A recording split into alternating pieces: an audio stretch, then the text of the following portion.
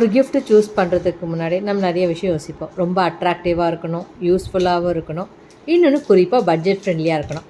அப்போது இந்த meenakari jewel box ஒரு பர்ஃபெக்ட் கிஃப்ட்டுங்க. நவராத்திரிக்கு மட்டும் இல்லை, எல்லா ஃபங்க்ஷனுக்குமே இது பர்ஃபெக்ட் கிஃப்ட்டுன்னு சொல்லலாம்.